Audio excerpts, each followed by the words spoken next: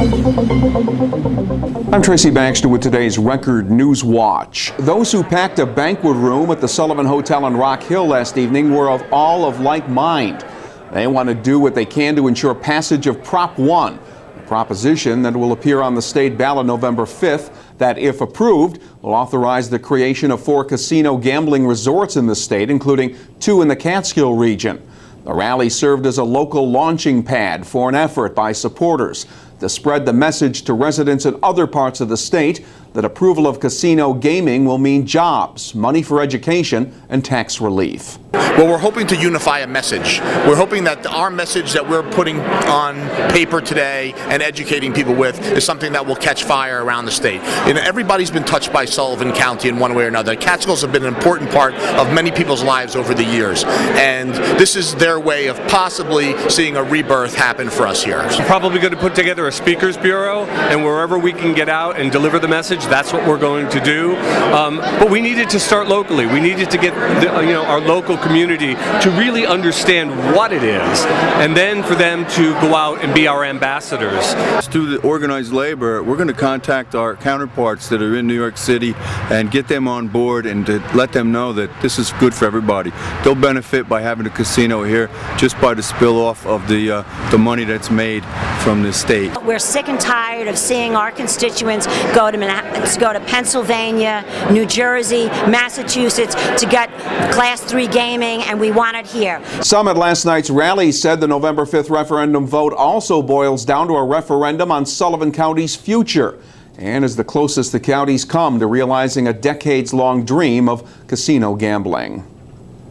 State police were investigating the circumstances surrounding the crash of a pickup truck into a house on Jockey Hill Road in the town of Kingston this morning that claimed the life of the driver.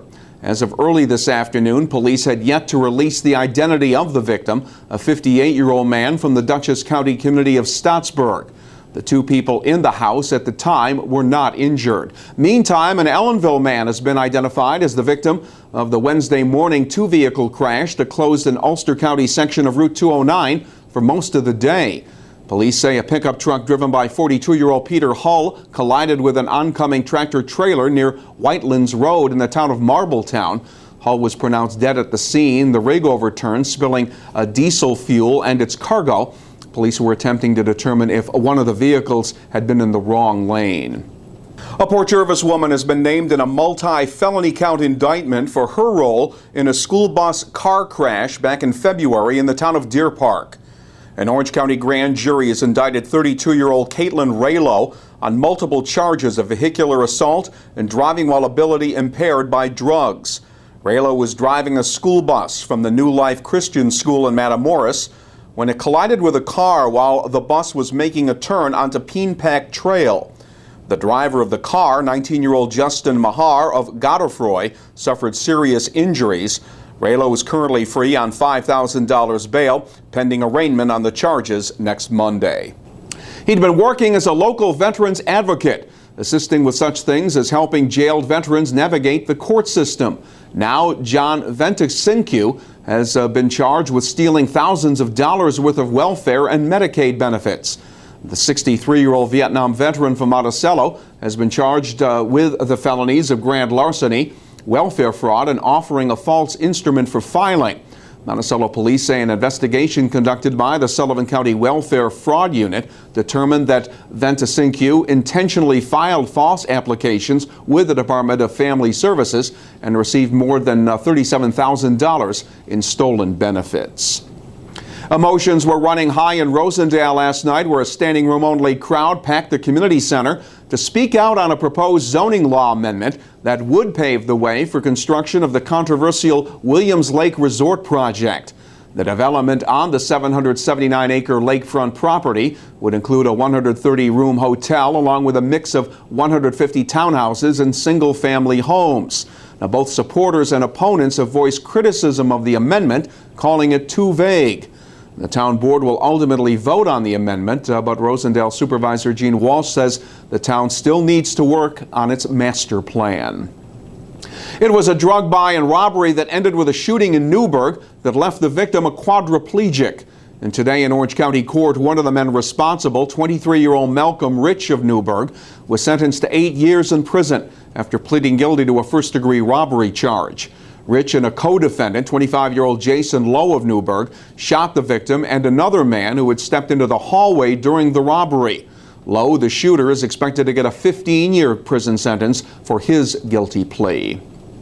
It may now be a lot tougher to produce a phony New York State driver's license. Beginning today, the Department of Motor Vehicles is rolling out a new high-tech license that contains new security features, including laser-etched photos, 2 photos on the card, and an embedded signature on a scannable barcode. The new licenses are an attempt to crack down on counterfeiting. All DMV offices in the state will have the new licenses by the end of September. And it's been a summer to remember for members of the Middletown High School Marching Band. Band has been performing nightly in New York City Central Park.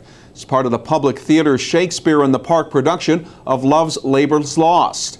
The marching middies were selected from about 40 bands for the prestigious performances, which end on Sunday. The 37 band members receive a stipend and are bussed each night by the Public Theater. Reporter Pauline Liu will have more here at Record Online and in tomorrow's Times-Herald Record. There will be more nice weather to enjoy as we head into the weekend. Friday will be sunny and warm, with temperatures getting up around 80. And Saturday will be mostly sunny and pleasant, with the highs again at or near 80 degrees. Record Online is the place to find the latest news and weather information. And get caught up on all that is happening by starting your day with the Times-Herald Record. For Record Newswatch, I'm Tracy Baxter.